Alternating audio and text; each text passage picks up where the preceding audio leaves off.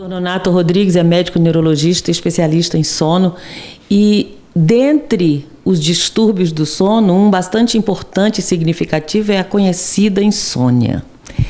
Que proporção ela tem na população? Quais são as causas? O que é exatamente a insônia? A insônia, como queixa, ela pode ser não só uma queixa, mas uma doença.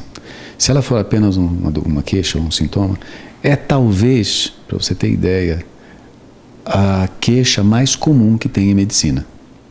Ela pode acontecer basicamente em qualquer doença que você imaginar. O paciente pode apresentar insônia associada. Como doença, ela é um pouco mais grave. E cerca de metade dos casos, também é uma informação interessante, o paciente ensina a si próprio a ter a insônia. Nós definimos insônia de 3 formas.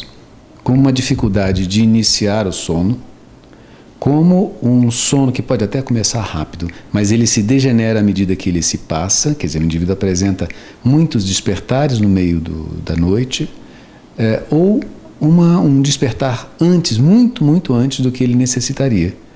E sempre, durante o dia, há repercussões que nós chamamos na funcionalidade, sonolência, ou então o indivíduo tem problemas associados à atenção, à memória, etc. O tratamento, normalmente as pessoas buscam remédio para dormir. Prós e contras. O maior contra é que está errado. Não tem pró.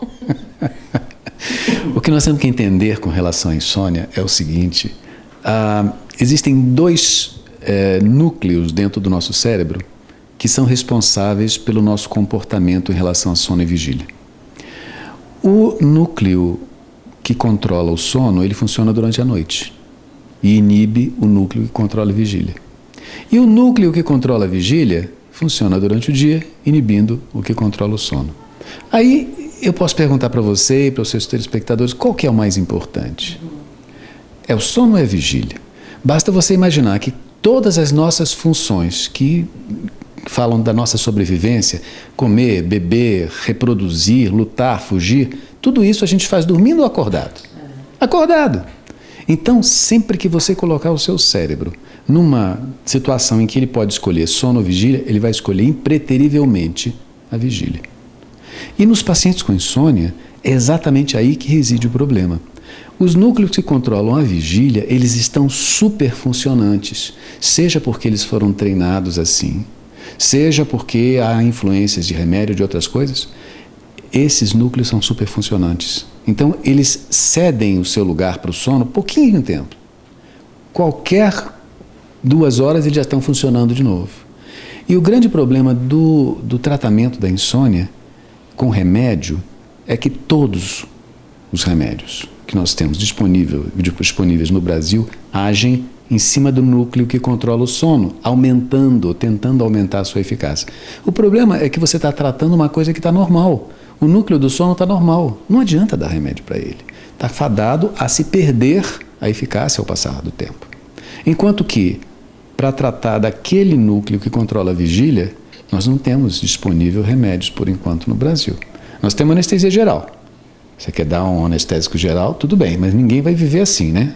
Nós sabemos que algumas celebridades tentaram isso e teve um êxito letal. Então, o que nós temos que fazer? Nós temos que dessensibilizar esses núcleos que controlam a vigília, fazendo com que eles respondam menos àqueles elementos que procuram ameaçar o nosso cérebro. Por que nós ficamos acordados? Porque o nosso cérebro crê que nós estejamos sob ameaça. Uma ameaça que pode não existir. Pode ser ansiedade, pode ser porque o indivíduo vai para a cama, por exemplo, e começa a fazer as contas do seu talão de cheque, ou pega o computador, pega o tablet, etc. Tudo aquilo são comportamentos de vigília, mas ele está num local que deveria ser para sono.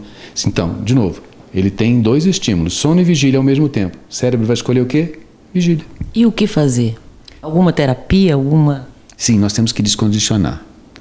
Descondicionar do mesmo jeito, por exemplo, que a gente descondiciona uma pessoa que tem um medo patológico de gato. Tem gente que tem medo de gato. Tem gente que tem medo de dirigir. Isso são conhecimentos errados que influenciam as nossas atitudes, o nosso comportamento. Então, existe uma parte específica da psicologia, que é a terapia cognitivo-comportamental, que se volta bem determinadamente para tratar a insônia, descondicionando o paciente, estudando os seus hábitos de sono e recolocando-os de uma forma saudável. E para finalizar, uma dica então de um exercício que alguém que tem insônia possa fazer para começar a se treinar. Primeiro, você não tem obrigação de dormir. Vá para a cama apenas quando você for dormir. E se você estiver na cama e acordar sem sono, saia da cama. Sabe por quê? Porque a cama é o lugar de dormir. Ficar deitado, portanto, o mundo fica na horizontal. No ambiente escurecido, tem que ser igual a sono. Se você fica naquele ambiente que é de sono, acordado ou mexendo no seu celular, ou no tablet ou no computador, você está chamando a insônia. E um dos distúrbios que mais incomodam e que a gente ouve tanto falar é a apneia. O que é a apneia? Quem tem? Como trata? Tem cura? Quais são os riscos? De maneira geral, a gente define a apneia como uma parada da respiração. É um processo que acontece mais ou menos em todos nós durante o sono, porque primariamente durante o dia nós estamos pensando, nós estamos alerta e a respiração acontece automaticamente. Durante a noite, no entanto, nós estamos um pouco na dependência da passagem do ar, da liberdade que tem o ar de passar pela nossa via aérea superior. Se nós observarmos esse modelo, nós temos aqui esta região que se chama de faringe, temos aqui a úvula ou a campainha, a língua e aqui a parte onde ficam as amígdalas, etc. Isso aqui é tudo muscular e como qualquer músculo, com o passar do tempo e da idade, isso vai infiltrando, vai ficando mais flácido, enfraquecendo. Quando o indivíduo deita para dormir, a tendência da gravidade é fazer com que esse tecido mole se introduza num espaço que deveria estar livre, porque o ar entra pelo nariz e passa por esta região aqui do faringe. Uma vez que tem um obstáculo, o ar não vai conseguir chegar ao pulmão na mesma intensidade, no mesmo volume que deveria chegar. O cérebro, imediatamente percebendo isso, ele vai dar uma ordem. Respire mais forte, faça um esforço para respirar. E vai haver uma pressão negativa aqui, que é uma pressão que nós chamamos de sucção. É como se nós sugássemos um milkshake de dentro de um copo. É assim que nós respiramos. Só que essa pressão de sucção vai fazendo com que esses tecidos aqui, que são moles, comecem a se aproximar um do outro até que há uma obstrução completa. Isso é a apneia. Nesse momento, o indivíduo é acordado pelo seu cérebro, não é acordado como você e eu estamos agora. Ele é despertado durante poucos segundos, basicamente essa região aqui, porque é mais barato para o cérebro fazer isso, e aí a respiração retorna. E quando retorna, o sono retorna, e quando o sono retorna, retorna o relaxamento e o processo todo se repete. Muitas e muitas vezes durante a noite. Quem sofre de apneia percebe que tem? Alguns sim, porque a porta da frente da apneia, como eu costumo dizer, é o ronco. E tem muita gente que, quando não é o parceiro de cama que relata o ronco, o próprio paciente chega e diz, eu acordo com o meu próprio ronco. Mas os grandes testemunhos disso vêm dos parceiros, da esposa, do esposo, mais frequentemente da esposa, porque é uma doença que é um pouco mais frequente no homem. A mulher, no entanto, depois da menopausa, tem uma possibilidade de ter tanta apneia quanto o homem.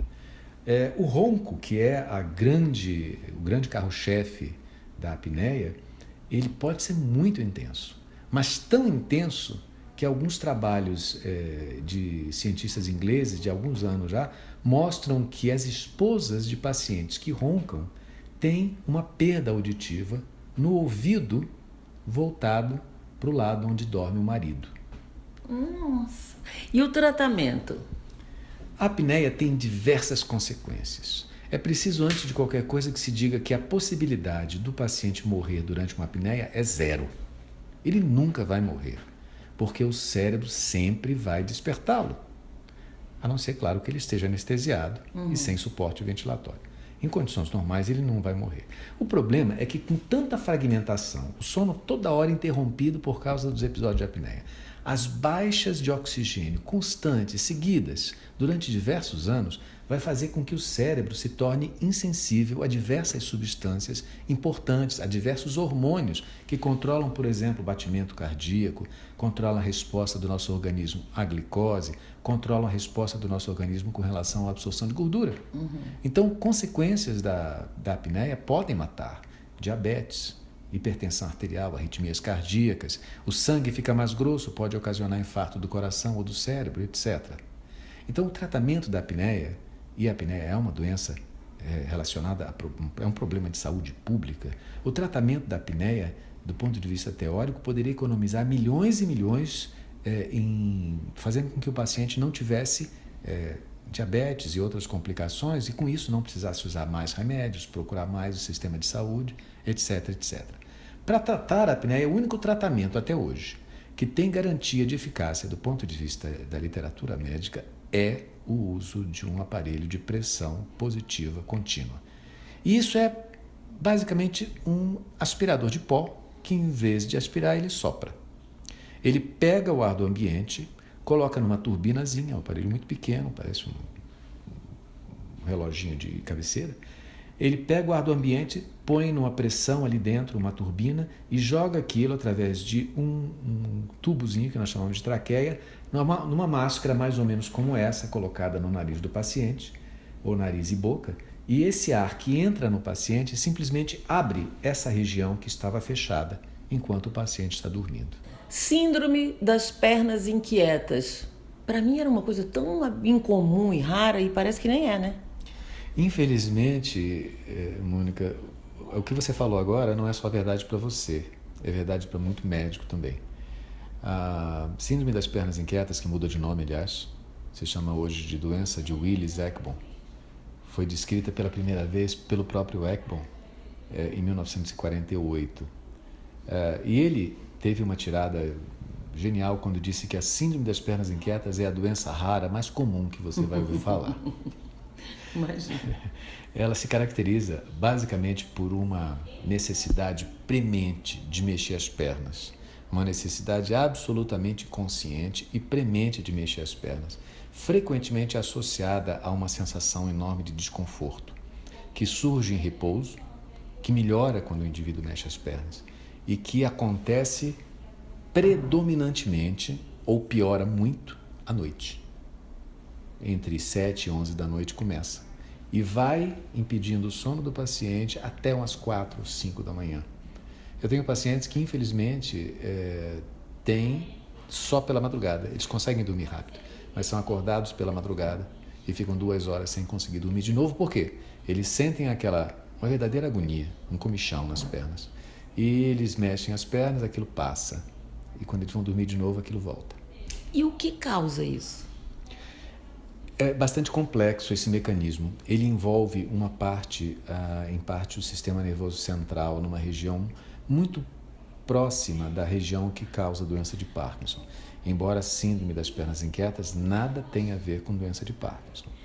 Mas, na verdade, o que acontece é que a medula espinhal do indivíduo, ela tem ali dentro receptores para uma substância chamada dopamina. Uma parte desses receptores faz com que a gente consiga ficar quieto. Outra parte faz com que a gente tenha vontade de mexer. Isso é usado pelo nosso sistema nervoso dependendo da nossa necessidade de andar ou de ficar parado. Nessas pessoas, há provavelmente um aumento dos receptores que nos obrigam a mexer. Normalmente isso não acontece porque do alto do cérebro, lá do que a gente chama dos núcleos da base, vem um estímulo para bloquear aquilo ali. E esse estímulo, ele falta também nas pessoas com perna inquieta. Então são dois mecanismos. Falta aquele estímulo inibidor de cima e a medula espinhal é ultra reativa nesses pacientes. Coisa curiosa, quem dá início a isso tudo é a falta de função de uma substância no nosso corpo que chama dopamina. E aparentemente esses pacientes durante a noite têm uma queda muito profunda no nível de dopamina no sangue. Isso se agrava mais ainda quando a pessoa tem carência de ferro no sangue, o que não é uma coisa incomum no Brasil. E também não é uma coisa incomum nas mulheres com essa perda sanguínea que elas têm todo mês. Daí a gente já pode entender por que pernas inquietas são mais prevalentes em mulher. Tratamento. Em primeiro lugar, a gente tem que verificar, é o mais simples, se a pessoa tem deficiência de ferro. E aí a gente repõe. Eu tenho minhas restrições com relação à reposição por comprimidos. Eu não gosto muito, eu acho que não funciona muito. Mas aí a gente faz outro tipo de reposição. E em segundo lugar, se necessário, se os níveis de ferro estiverem normais, já que eles podem estar normais num caso de perna inquieta genético, por exemplo. A gente costuma dar substâncias que tenham dopamina. Com muito cuidado, porque essas substâncias são uma faca de dois gumes. Elas podem ajudar muito o paciente no início e, ao longo dos anos, transformarem-se na causa da doença. Então, procurar um especialista é a grande dica. E a idade que começa normalmente esse tipo de sintoma? Nos casos genéticos, a gente vê adolescentes, a gente vê mesmo crianças.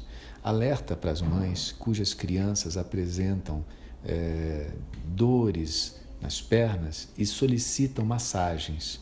Dor nas pernas que melhora com massagem em criança tem que ser levada ao médico. Isso pode ser uma síndrome de pernas inquietas infantil.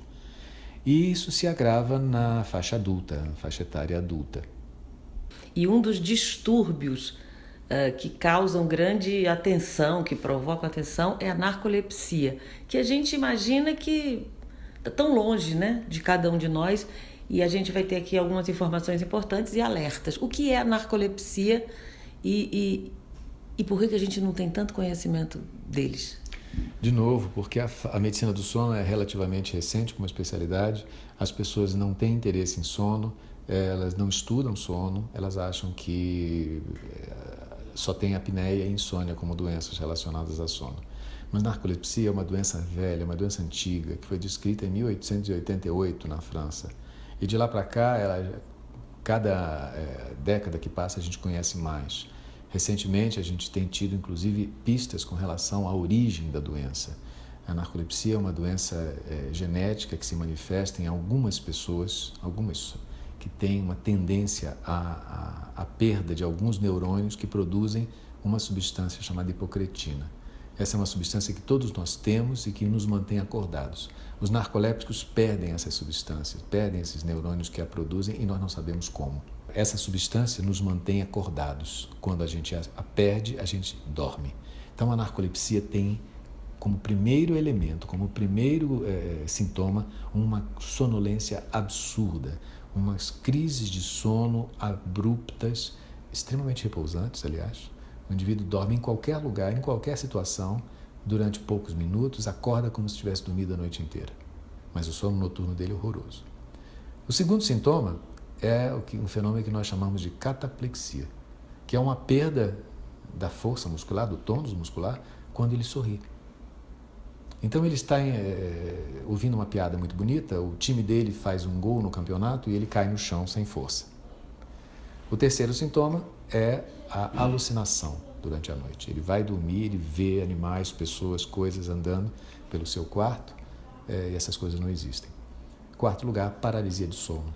O indivíduo acorda de madrugada sem conseguir se mexer e aquilo dura alguns segundos, mas para ele é uma eternidade. Até que ele consegue, num gesto, vencer aquilo ali, às vezes gritar e ele fica liberto daquilo. É uma doença rara. Ela ocorre em 0,12%. Tá.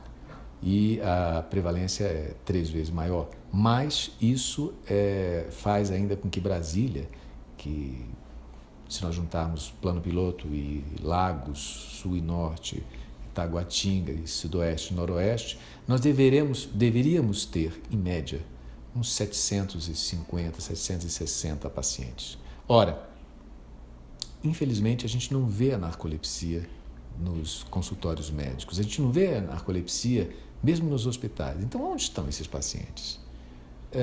Eles estão por aí sem diagnóstico. Muitos dos meus pacientes com narcolepsia vieram depois de tratamento de décadas como se fossem epiléticos. Não são. A grande parte deles vive desempregada. São pacientes colocados para fora do emprego porque dormem. Dormem na frente do emprego, dormem na frente do computador, dormem atendendo o paciente, etc. Então, é uma doença que é pouco conhecida. Se associa muito à obesidade, à depressão, e eles fogem, eles não estão nos consultórios neurológicos, nos consultórios de especialistas em sono. E o tratamento é muito complexo, porque nós não podemos ainda repor a substância que está faltando. Nós temos que tratar com remédios que mantêm o indivíduo acordado. E grande parte desses remédios, está fora do alcance financeiro dos pacientes. Boa parte dos pacientes que eu tenho em serviço público, por exemplo, não conseguem fazer o tratamento coerente porque não tem simplesmente dinheiro para comprar o remédio. Então, o custo dessa doença, o custo emocional, psicológico, é seríssimo, altíssimo.